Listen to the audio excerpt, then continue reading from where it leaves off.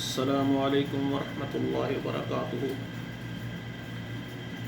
برادران اسلام، آج کے اس پروگرام کے اندر تیمم کا طریقہ بتایا جائے گا۔ دیکھیں، یہ تیمم جو ہے نا، یہ پانی کے قائم مقام ہے۔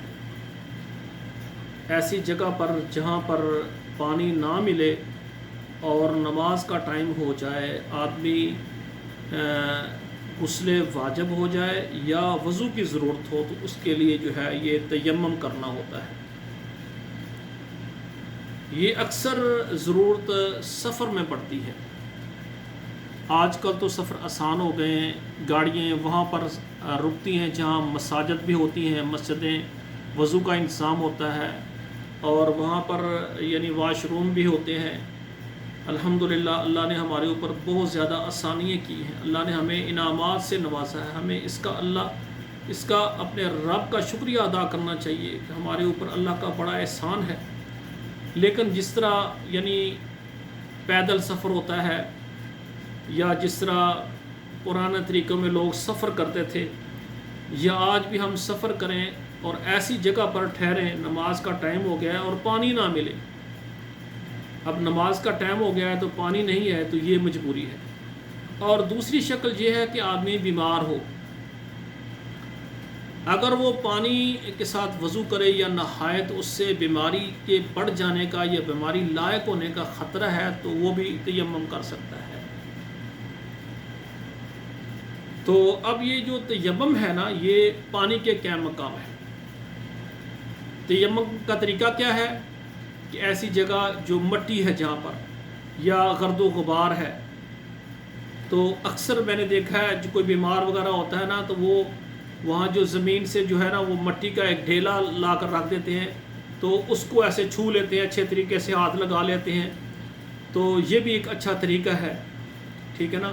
ورنہ یعنی ہم سفر میں ہیں تو مٹی پر آدمی اپنے ہاتھ کو ایسے مارے، پھر اس پر پھونک مارے، پھر اس کو ہاتھوں کو آپس میں مل لے، ملنے کے بعد جو ہے نا اس کو اپنے چہرے پر پھیر لے، یہ تیمم ہو گیا بس۔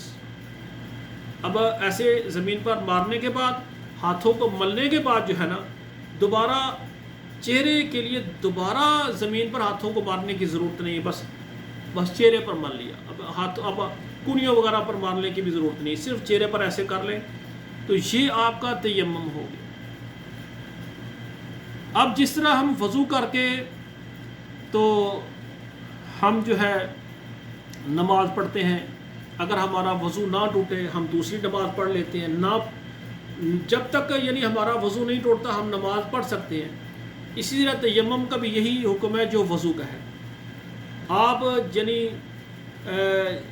آپ کا تیمم آپ نے کیا ہے تو آپ کا وضو ہے، جب تک آپ کا تیمم نہیں ٹوٹتا، تیمم بھی ان چیزوں سے ٹوٹتا ہے جن سے وضو ٹوٹتا ہے۔ تو جو نواقض وضو ہیں وہی تیمم کے نواقض ہیں۔